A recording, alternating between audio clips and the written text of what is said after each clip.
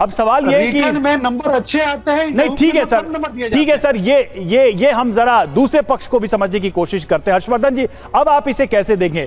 हर board पे भी प्रश्न उठ सकता है, जातिवादी मानसिकता का व्यक्ति कहीं भी हो सकता है, वो लेटरल एंट्री के बोर्ड में हो, चाहे यूपीएससी के बोर्ड में हो, चाहे सरकार के किसी बड़े पद पे हो। अब इससे कैसे मुक्ति पाया जाए? प्रश्न तो बड़ा गंभीर है और हर तरफ है और सब पे है, आप पे है, मुझ पे है और पासवान जी पे भी है। देखिए रवि भाई, सिर्फ 3-4 लाइनें मैं बोलूंगा, बस उसको ध्यान से सुन लीजिए। राजेश जी, मैं चूंकि परिचित नहीं हूँ राजेश पासवान जी से, लेकिन प्रोफेसर जेएनयू लिखा हुआ है, कम से कम उनको ऐसे हास्य वाले तर्क नहीं देने चाहिए। वो गोवा और चेकोस्लोवाकिया, ये थोड़ा सा, ये बहुत ही मतलब हल्का है। ये आप प्रोफेसर अगर हैं तो इससे बचना चाहिए, नंबर 1। नंबर 2, ये आपने तथ्य गलत बोल दिया। आपने कहा कि यूपीएससी में जब वैकेंसी आती है तो कुछ बचा ली जाती है जिससे लेटरल एंट्री दें। ये लेटरल एंट्री जो है, जो यूपीएससी से आईएएस बन के आएगा 10, 15, 20 साल बाद जिन पदों पर पहुंचेगा, तो ये वैकेंसी नहीं बचाई जाने वाली। दूसरा तथ्य आपका गलत है।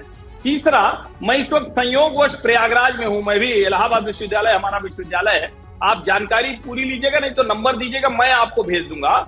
जो एनएफएस है वैकेंसी में, वो जनरल का भी एनएफएस है और ओबीसी का भी एनएफएस है। अब अगर आपको वो जानकारी नहीं तो झूठ नहीं फैलाना चाहिए। हर बात में आप जाति विभाजन, जाति घृणा करेंगे सर, तो ये अच्छी बात नहीं है। और मैं फिर से कह रहा हूं, कांग्रेस पार्टी इन सब चीजों से सहमत थी।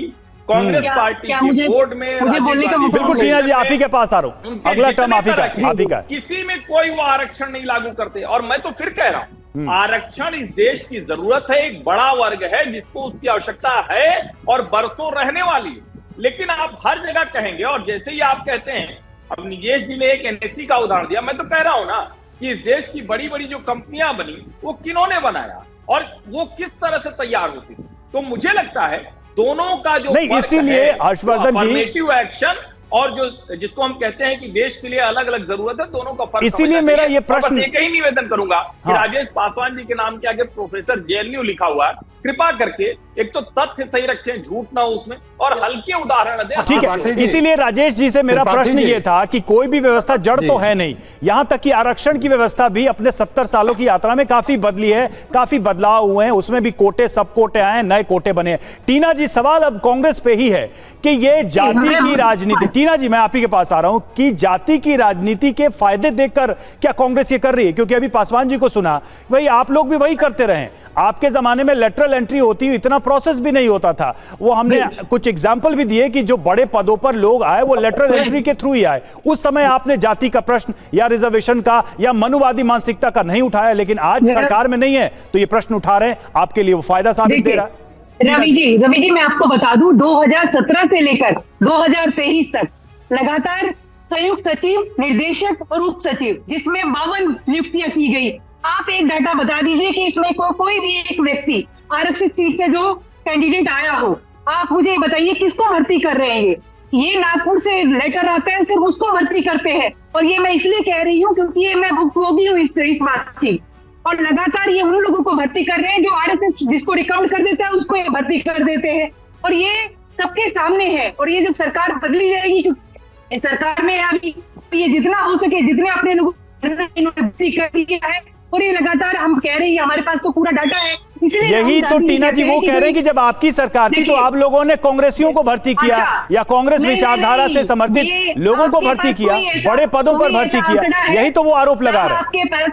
आपके पास कोई ऐसा आंकड़ा है? आप मुझे बताइए। मैंने कुछ नाम गिनाए अभी कुछ नाम गिनाए जिन पे आरोप लगे, आपने सुना नहीं शायद। मैं बता दूं, विशेषज्ञता होना अलग बात है, और ये जिस तरीके से भर्ती कर रहे हैं आप देखिए, सैम पित्रोदा का तो नाम बहुत बड़ा है। अब आप दिल्ली विश्वविद्यालय, टीना जी अब ठीक है, नहीं मैं आपको नहीं आप सुन तो नहीं रही है ना, आपने अभी कहा नाम, मैं सिर्फ एक नाम लेता हूँ, छोड़िए टीना जी, सिर्फ एक नाम है लेटरल एंट्री का जो हमने लिया भी, सैम पित्रोदा का। आप उसको जस्टिफाई करिए कि उसमें कहां रिजर्वेशन था, उसमें कहां कास्ट आपने देखा?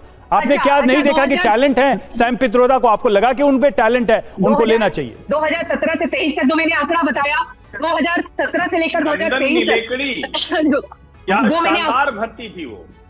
खड़ा बताया, नंदन क्या ने वो लेकिन सही है या गलत शानदार है, ये बता वो भी सकते lateral हैं? entry। इनका लगातार प्रयास यही रहा है और इनके तो नेता बाहर निकल कर नहीं, रोड पे। मैं इनके नेता तो बाहर निकल मैम, कर रोड पे सरकार 400 पार आवाएंगे तो संविधान सरकार बदल तो देंगे। 14 से चल रही है, इसीलिए हम 400 पार 17 नहीं की ही दिया। क्यों बात और करें, और सच्चाई सरकार ये उसके है। पहले भी चली। टीना जी देखिए, टीना जी आपने अपनी बात कह ली, 2014 में आपने अपनी बात कह ली, मैंने जो सवाल पूछा उसका उत्तर मुझे दीजिए। नहीं नहीं, आप सुनना नहीं चाह रहे हैं। आप मुझे उसका उत्तर तो दीजिए। एसटी एसटी और जितने ओबीसी समाज के लोग हैं, वंचित समाज के लोग हैं, भारतीय जनता पार्टी नहीं चाहती कि वो सत्ता में ये आए। मैम आप 20 बार उनका 20 बार आप कह चुकी हैं, लेकिन मेरे एक सवाल का उत्तर नहीं आया अभी तक। देखिए, ये जानबूझकर कर रहे हैं। ये सेंटेंस आप और रिपीट कर रही ये हैं, सच्चाई हमारे है पास और समय ये सीमित देश को होता है मैम। समझना होगा। रिपीट नहीं कर रहे, झूठ ठीक है बोल रहे अवनीश हैं। जी, लेकिन मैं सच्चाई देखिए मैं यही प्रश्न है। देखिए और ये मेरी ईमानदारी ये है कि मैं प्रश्न नागपुरिया सबसे मॉडल बराबर इस करने देश की में कोशिश कर रहा संघीय मॉडल हूं। इस अब ये देश में अलग लागू मर्जी नहीं है हो कि कोई सकता उत्तर है। देना चाहे ना जाए।